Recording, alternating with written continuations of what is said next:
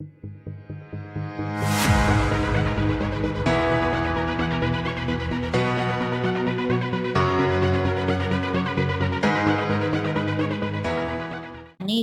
मैंने videos upload की थी वो अभी तक देख ली होगी अकाउंटिंग प्रोसेस की। I just hope you are understanding, आप लोगों को समझ में आ रहा है अच्छे से। जो भी आप लोगों की फीडबैक्स हैं जस्ट लेट मी नो इन दी कमेंट बॉक्स।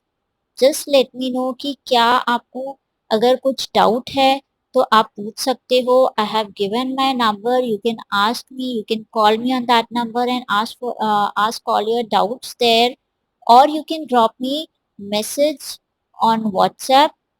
कमेंट कर सकते हो अगर कुछ डाउट है। अगर बहुत ज़्यादा कुछ फास्ट लगा या कोई चीज़ नहीं क्लियर हुई है तो just let me know, okay. तो आज अपन अकाउंटिंग प्रोसेस को ही अभी कंटिन्यू करेंगे। जिन लोगों ने ये क्लास नहीं देखी है पुरानी, प्लीज पहले आप वो क्लास देख लो, उसके बाद ये क्लास देखना, अदरवाइज समझ में नहीं आएगा। ठीक है, तो let's start our class today. Last class में अपन ने देखा था अकाउंटिंग प्रोसेस, जिसमें फर्स्ट बुक अपन ने देखी थी जर्नल होती है।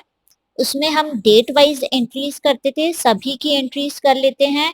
जो भी हमने परचेज किया या जो भी हमने सेल किया या जो भी हमने एक्सपेंसेस किए वो सब हम यहाँ रिकॉर्ड करते हैं। दूसरा हमने देखा था कि सबके अलग अलग अकाउंट्स बना लेते हैं तो उसको बोलते हैं लेजर। और थर्ड, उन अकाउंट्स की समरी एक ही पेज पर बना लेते हैं तो उसको बोला था हमने ट्रायल बैलेंस। एंड उसके बाद ट्रायल बैलेंस से अपन क्या बनाते हैं, दो चीजें। एक तो हम प्रॉफिट में हैं या लॉस में हैं, ये डिटरमाइन करने के लिए हम प्रॉफिट एंड लॉस अकाउंट बनाते हैं। दूसरा, हमारे पास कितने असेट्स हैं, दैट इज कितनी प्रॉपर्टीज हैं बिजनेस की, या हमें किसको कितना पे करना है अमाउंट, ये सब देखने के लिए हम बनाते हैं बैलेंस शीट। ओके। उसके बाद एक चीज मैं आप लोगों को बता दूं कि जर्नल में आप जो भी एंट्रीज करते हो, जर्नल में जो भी एंट्रीज करते हो, जर्नल में जो भी आप रिकॉर्डिंग करते हो, बेसिकली देखो जर्नल में आप जो भी करते हो उसको अपन रिकॉर्डिंग बोलते हैं। ठीक है, जर्नल में whatever you are writing, it's known as recording, recording of entries. ठीक है, और फिर इन एंट्रीज को आप जब अलग अलग करते हो तो उसको बोलते हैं क्लासिफिकेशन। मतलब जब आप लेजर्स में डालते हो उन एंट्रीज को अलग करके तो उसको क्या बोलते हैं, क्लासिफिकेशन। फिर जब उसको आप ट्रायल बैलेंस में लेकर आते हो, मतलब एक ही पेज पर सारे लेजर्स के आप बैलेंसेस लिखते हो, तो उसको अपन बोलते हैं समराइजिंग। ठीक है, इसको हम कहते हैं समराइजिंग। और इसके आगे ट्रायल बैलेंस के बाद जो भी चीजें होती हैं उसको बेसिकली अपन बोलते हैं अकाउंटिंग करना, प्रॉपर, दैट इज अकाउंटिंग। अच्छा, वो अकाउंटिंग था, तो ये क्या था ऊपर अभी तक जो बोला, classification, summarising, what is this. आप बोल रहे हो कि ये नीचे जो करते हो वो अकाउंटिंग होती है, तो ये ऊपर तीन चीजें क्या हुई, इसको बोलते हैं अपन, ये जो ऊपर आप तीन चीजें कर रहे हो, दैट इज आप ट्रायल बैलेंस तक या लेजर तक जो भी कर रहे हो उसको आप कहते हो बुक कीपिंग, मतलब बुक्स मेंटेन करना। इसको अपन क्या बोलते हैं, बुक कीपिंग। तो मतलब क्या हुआ कि अकाउंटिंग में भी अकाउंटिंग से पहले भी कुछ आता है। उससे पहले जो आता है, ये जो होता है ऊपर, रिकॉर्डिंग करना या क्लासिफिकेशन करना, चीजों को अलग करना, समराइज करना, ये सब कहलाता है बुक कीपिंग। ठीक है, और बुक कीपिंग जहां पर खत्म होती है वहां से आपकी अकाउंटिंग स्टार्ट होती है, क्योंकि ट्रायल बैलेंस के बाद जो आप चीजें बनाते हो वो थोड़ा सा एनालिटिकल रहता है, थोड़ा टेक्निकल रहता है, थोड़ा स्किल्स रिक्वायर्ड हैं उसके लिए। और ऊपर जो ये सारे काम होते हैं ना, रिकॉर्डिंग, क्लासिफिकेशन, समराइजिंग, ये थोड़ा ऐसा वर्क है जो कोई भी कर सकता है, उसके लिए कुछ स्पेशल स्किल्स रिक्वायर्ड नहीं है। ठीक है, तो पूरे अकाउंटेंसी में भी अगर आप पूरा अकाउंटेंसी देखोगे तो उसमें भी अकाउंटिंग और बुक कीपिंग दो पार्ट्स हैं। आपने बुक का नाम भी देखा होगा तो उसमें बुक कीपिंग वर्ड यूज हुआ है। तो बुक कीपिंग का मतलब अगर मैं सिंपल टर्म्स में बोलूं तो बुक्स मेंटेन करना। और यहाँ पर आप कौन कौन सी बुक्स मेंटेन कर रहे हो, जर्नल और लेजर। ठीक है, तो इसको बोलते हैं बुक कीपिंग।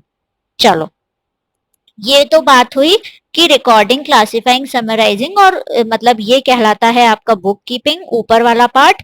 और उसके बाद जो अब आप टेक्निकल पार्ट पे आते हो, जब थोड़ा ज्यादा दिमाग लगने लगता है, उसको आप बोलते हो अकाउंट। ठीक है, क्या रिकॉर्डिंग से पहले भी कुछ होता होगा? हाँ, रिकॉर्डिंग से पहले भी कुछ होता है। क्या होता है? देखो, क्या होता है, आप रिकॉर्ड उसी ट्रांजैक्शन को करोगे, उसी चीज को करोगे जो सबसे पहले तो बिजनेस से रिलेटेड हो, क्योंकि आप किसकी अकाउंटिंग कर रहे हो? क्या आप अपनी पर्सनल अकाउंटिंग कर रहे हो?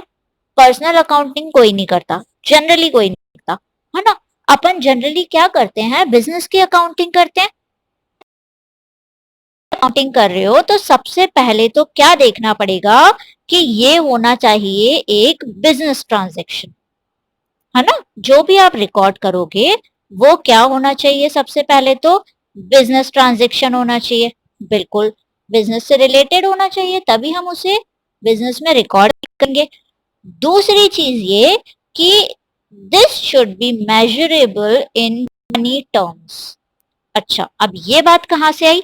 देखो, मान लो कि मेरा बिजनेस, ठीक है, मेरा बिजनेस है, एंड आज बिजनेस का इनॉग्रेशन है, या कुछ भी पार्टी है, कोई भी ओकेजन है, and I have conducted a party, सबको आना है, ठीक है, और विल सेलिब्रेट। ठीक है, तो क्या इसको मैं बिजनेस में रिकॉर्ड करूं अपने? चलो रिकॉर्ड करती भी हूं, तो क्या लिखूं मैं? We conducted a party. तो मेयरली ये स्टेटमेंट हुआ, ये कोई बिजनेस का ट्रांजैक्शन नहीं हुआ। ठीक है, बिजनेस से रिलेटेड पार्टी थी, बिजनेस की पार्टी थी, पर उसको मैं क्या लिखूं? मतलब जर्नल में क्या रिकॉर्ड करूं मैं कि आज पार्टी थी, इस डेट पर पार्टी थी? तो उससे क्या हो जाएगा? Will that affect any of my accounting things? मेरी अकाउंटिंग को इफेक्ट नहीं करेगा वो। तो अल्टीमेटली मैं उसको कब रिकॉर्ड करूंगी? जब उसको मैं पैसों में तोल सकती हूँ। ठीक है, तो अगर मैं बात करूं कि इस पार्टी में मेरा 1 लाख रुपीस का एक्सपेंडिचर हो गया, हाँ, अब मैं इसको अकाउंटिंग में रिकॉर्ड करूंगी अपनी। क्यों?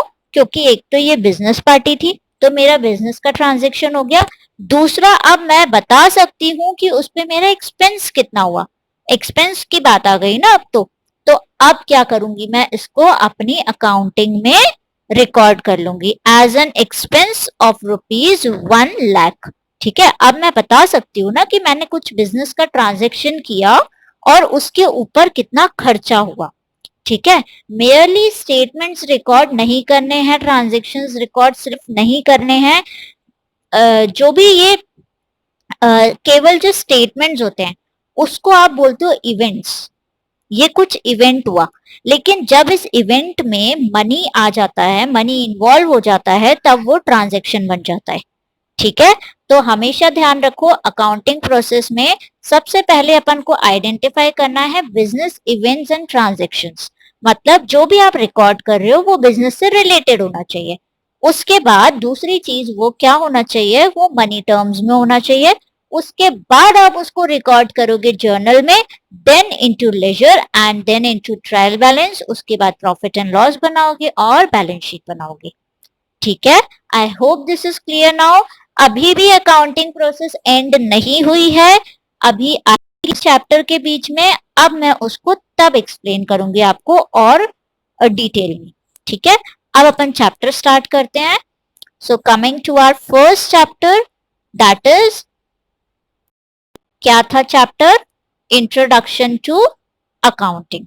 ठीक है, पहला चैप्टर है अपना इंट्रोडक्शन टू अकाउंटिंग। तो अभी मैंने आपको थोड़ा बहुत तो इंट्रोड्यूस कर दिया है अकाउंटिंग से, कि अकाउंटिंग क्या होता है, कैसे करते हैं, क्या क्या बुक्स होती हैं उसमें। ठीक है, अब देखते हैं बुक्स क्या कहती हैं। तो let's start. Meaning and definition of accounting. Accounting is a systematic process of identifying, identify करना है क्या, कि वो बिजनेस ट्रांजेक्शन और इवेंट होना चाहिए। मेजरिंग, मेजर किस में होना चाहिए? मनी में।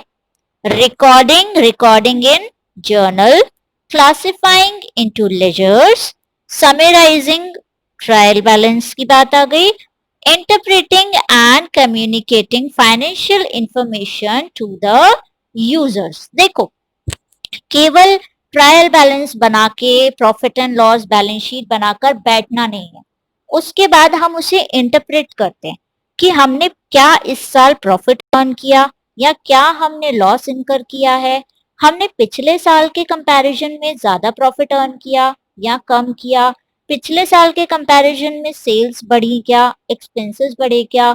ये सारी चीजों को क्या करते हैं, कंपेयर करते हैं, इंटरप्रिटेशंस निकालते हैं इसके कि इस साल जो भी प्रॉफिट हुआ या लॉस हुआ उसका क्या इंटरप्रिटेशन है।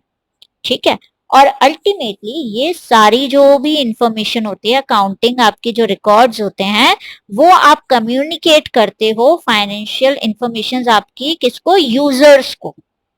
मतलब किसी न किसी को बतानी होती है। अब वो यूजर्स कौन होते हैं, किसको आप ये इंफॉर्मेशन बताते हो, ये अपन इसी चैप्टर में आगे कवर करेंगे। तो it gives information on resources available, आपके पास क्या क्या रिसोर्सेज हैं, how the available resources have been employed and the result achieved by their use. It shows the profit earned or loss incurred during the accounting period, value and nature of assets, liabilities, owner's equity that is capital. ये एक word आपको आप लोगों के लिए नया है, owners equity that is capital. ये क्या होता है कि जो भी बिजनेस का ओनर होता है, ठीक है, जो भी बिजनेस का ओनर है, जैसे कि मैं ओनर हूं, तो मैं अपने बिजनेस में जो भी मनी, जो भी असेट, जो भी कुछ इन्वेस्ट करूंगी अपने बिजनेस में, जो भी पैसा लगाऊंगी, वो कहलाता है कैपिटल। तो मतलब इसको आप कह सकते हो ओनर्स कॉन्ट्रीब्यूशन। ठीक है, ओनर्स कॉन्ट्रीब्यूशन इन बिजनेस। तो ओनर जो भी पैसा लगाता है बिजनेस में उसको कहते हैं कैपिटल। ठीक है, तो मतलब ये अकाउंटिंग आपको क्या शो करता है, आपको ये बताता है कि आपने प्रॉफिट कितना अर्न किया, कुछ लॉस इनकर किया है क्या, जो भी अकाउंटिंग पीरियड है उसमें आपके असेट्स की वैल्यू क्या है, आपकी लाइबिलिटीज कितनी है, और आपने कैपिटल वगैरह कितना लगाया है, ये सब आप अकाउंटिंग में रिकॉर्ड करते हो। अच्छा, एक चीज सुनो, यहां पर एक बात आई है अकाउंटिंग पीरियड। तो ये अकाउंटिंग पीरियड क्या होता है? मतलब कौन से अकाउंटिंग पीरियड की बात कर रहे हैं? क्लास में जो अकाउंट्स का पीरियड लगेगा उसकी बात कर रहे हैं क्या? नहीं, ये लोग क्या बात कर रहे हैं कि हम अकाउंटिंग जो है हर साल करते हैं, तो वो साल हमारा जनवरी टू दिसंबर नहीं होता। मतलब जनवरी टू दिसंबर नहीं होता जी, ये जो आप बात करते हो January to December, this is your calendar year, है ना। ये चलता है जो जनवरी टू दिसंबर, ये आपका होता है कैलेंडर ईयर। अकाउंट्स में हम कैलेंडर ईयर फॉलो नहीं करते, तो फिर कौन सा साल फॉलो करते हैं? अगर कैलेंडर ईयर फॉलो नहीं करते तो फिर क्या साल फॉलो करते हो? अकाउंट्स के लिए हम लोगों ने अलग ही ईयर चूज करके रखा है। क्या ईयर चूज करके रखा है? तो देखो, सबसे पहले तो अकाउंटिंग ईयर को आप बोलते हो फाइनेंशियल ईयर। ठीक है, इसको आप क्या बोलते हो? Financial year. ठीक है, और ये शुरू कहां से होता है? ये शुरू होता है 1 अप्रैल, 1 अप्रैल से 31 मार्च, 1 अप्रैल टू 31 मार्च। 1 जनवरी टू 31 दिसंबर नहीं चलता, अकाउंटिंग ईयर कैलेंडर ईयर होता है 1 जनवरी टू 31 दिसंबर। हम अकाउंटिंग में फॉलो करते हैं फाइनेंशियल ईयर, जिस जो स्टार्ट होता है 1 अप्रैल से और एंड होता है 31 मार्च को। अच्छा, तभी आप लोगों ने सुना होगा कि 31 मार्च या मार्च के टाइम पर जनरली लोग बोलते हैं अरे क्लोजिंग का टाइम है, टारगेट्स पूरे करने हैं, वर्कलोड बहुत ज्यादा है। अभी तक नहीं समझ में आया होगा कि कैसे क्लोजिंग का टाइम है। क्या आपकी कंपनीज बंद हो रही हैं? क्लोजिंग का टाइम मतलब क्या होता है? आपकी कंपनीज बंद होने वाली हैं, you would have thought like that. लेकिन होता क्या है कि मार्च में इस साल को क्लोज करना होगा, मतलब एक साल खत्म हो रहा है, उसको क्लोज करना होगा। तो इसलिए कहते हैं कि 31 मार्च इज द क्लोजिंग डेट। उसके बाद जो 1 अप्रैल आएगा तो वहां से एक नया अकाउंटिंग पीरियड स्टार्ट हो जाएगा। ठीक है, तो देखो आगे बढ़ते हैं। Since accounting is a medium of communication, it is called the language of business.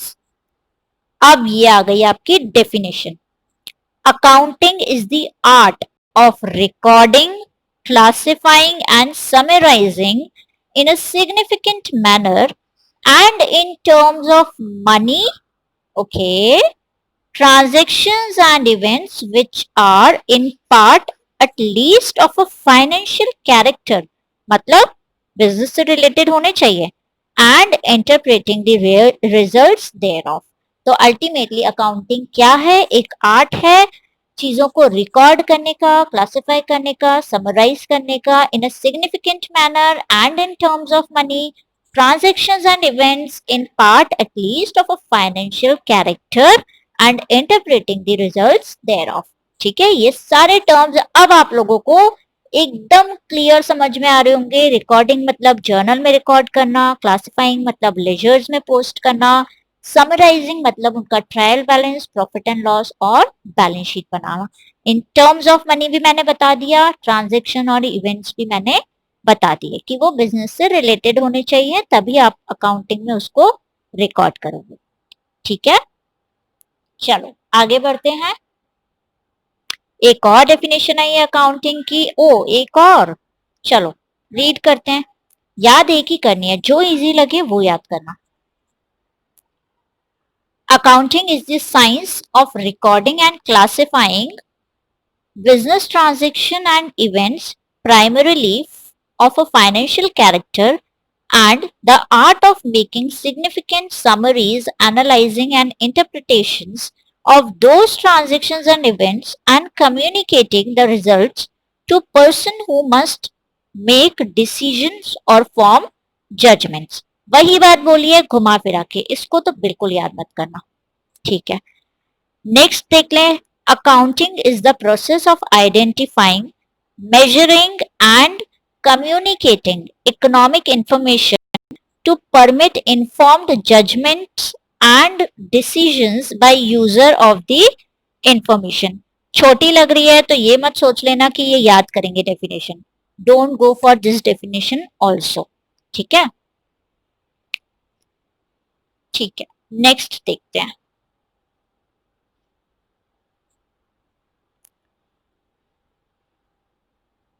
अभी तक अगर मैं बोलूं तो ये डेफिनेशन ज्यादा बेटर है, ये वाली डेफिनेशन ज्यादा अप्रोप्रिएट है।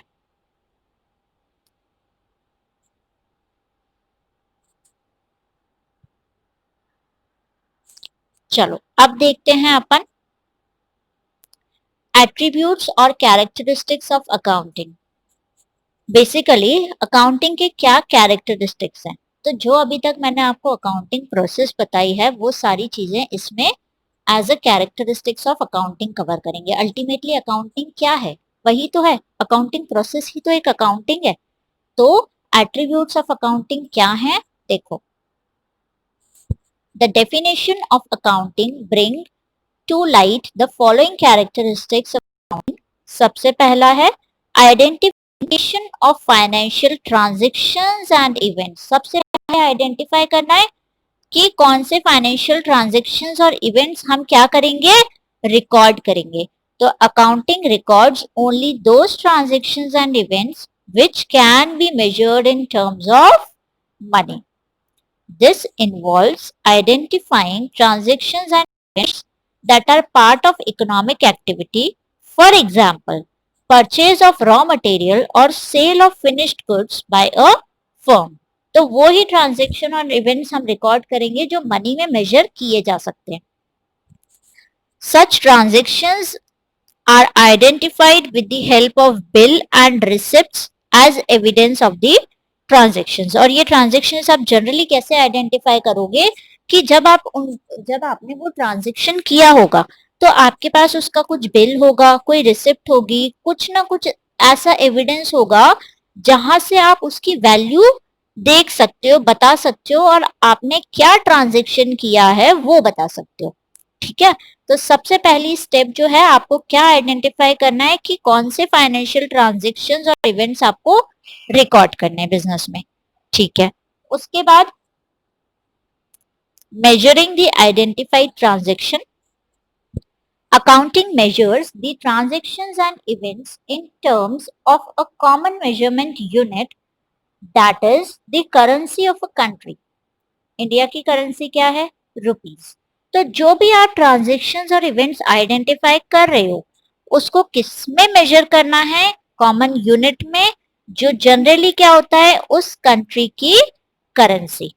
In other words, financial transactions and events are measured in terms of money. An event which cannot be measured in terms of money is not recorded in the books of account. For example, event like caliber or quality of management team or appointment of manager are not recorded in the books of account. कोई भी qualitative चीज आप record नहीं करते हो, वो money में अगर मेजर हो सकती है तो ही आप उसको अकाउंटिंग में रिकॉर्ड करोगे, अदरवाइज आप उसको अकाउंटिंग में रिकॉर्ड नहीं करोगे। ठीक है, चलो थर्ड थर्ड एट्रीब्यूट पे आते हैं अपन अपने, that is recording. Accounting is an art of recording business transactions in the books of account. Recording is the process of recording business transactions of financial character in the book of original entry. सबसे पहली book कौन सी होती है? Journal. This book is further subdivided into subsidiary books. ये अपन आगे पढ़ेंगे कि इस बुक की और भी पार्ट्स होते हैं, और भी जर्नल को ही अलग अलग और पार्ट्स में डिवाइड किया जाता है। उनके नाम देख लो अभी, कैश जर्नल और कैश बुक, कैश ट्रांजेक्शन्स के लिए होती है ये। परचेज जर्नल और परचेज बुक, ये होती है परचेज ट्रांजेक्शन्स के लिए। सेल्स जर्नल और सेल्स बुक, ये होती है सेल्स ट्रांजेक्शन्स के लिए। ये सारी बुक्स के ऊपर चैप्टर है अपना एक, तो इसको अपन वहां डिटेल में कवर करेंगे। ठीक है, फोर्थ पॉइंट देखो, classifying. Classification is the process of grouping transactions or entries of one nature at one place. The transaction recorded in the journal or the subsidiary book are classified or posted to the main book of account known as ledger. बिल्कुल अपन ने accounting process में देखा है कि journal के बाद हम क्या करते हैं, सबके अकाउंट्स अलग अलग कर देते हैं और उसको कहते हैं अपन laser. This book contains individual account heads under which all the financial transactions of a similar nature are collected. For example, in Rahul's account, ये देखो राहुल के अकाउंट में in the ledger all business transactions related to Rahul are posted so that what is ultimately due to Rahul or due from Rahul can be ascertained. यही बात हुई थी कि भाई उससे कितना लेना है या उसको कितना देना बच रहा है, ये एक ही बार में पता चल पाए, इसके लिए उसका अकाउंट अलग कर दिया अपन ने। उसके बाद फिफ्थ पॉइंट है summarising. This involves presenting the classified data in which is understandable and useful for internal as well as external users of accounting statement. This process leads to the preparation of following statements: trial balance, trading and profit and loss, और statement of profit and loss और balance sheet. तो summary basically किस किस की बनती है? Trial balance की, फिर उससे प्रॉफिट एंड लॉस और उसी से balance sheet. The above statements are collectively known as final accounts, और इन तीनों को मिलाकर अपन बोलते हैं फाइनल अकाउंट्स या फाइनेंशियल स्टेटमेंट्स। आपकी बुक में ये चैप्टर है पूरा का पूरा। इसके बाद क्या करते हैं, ये जब सारी स्टेटमेंट्स बना लेते हो, समरी पूरी बना लेते हो, तो उसको आप करते हो analysis and interpretation. The analysis and interpretation of financial data are carried out so that users of financial data can make a meaningful judgment of profitability and financial position of the business. Analysis और interpretation basically क्यों करते हो आप, ताकि आप समझ पाओ कि आप जो भी ये बिजनेस कर रहे हो उसमें प्रॉफिट हो रहा है, लॉस हो रहा है, भाई हमारी फाइनेंशियल पोजीशन क्या है, वेयर डू वी स्टैंड। ठीक है, तो ये सब देखने के लिए आप अपने अकाउंट्स का एनालिसिस करते हो और इंटरप्रिटेशंस निकालते हो। This helps in planning for the future in a better way. ठीक है, उसके बाद क्या करते हो, communicating. Finally the accounting function involves communicating the financial data, that is financial statements, to its users. The accounting information must be provided in time and presented to the users so that appropriate decisions may be taken at the right time. Generally जो भी जिनको आप communicate करते हो वो आपकी accounting इसलिए जानना चाहते हैं कि हो सकता है वो आपके बिजनेस में इन्वेस्ट करने में इंटरेस्टेड हो, तो वो सही टाइम पर डिसीजन ले पाए, इसके लिए वो आपके कम्युनिकेशन पे रिलाई करते हैं और टाइमली कम्युनिकेशन एक्सपेक्ट करते हैं आपसे। ठीक है, तो ये था अपना एट्रीब्यूट्स और characteristics of accounting. Next topic है objectives of accounting, that will start in the next class.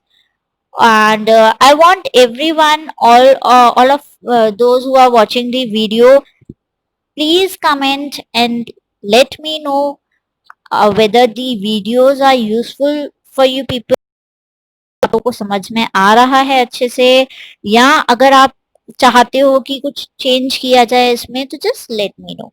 Okay, so enjoy the studies. Thank you everyone.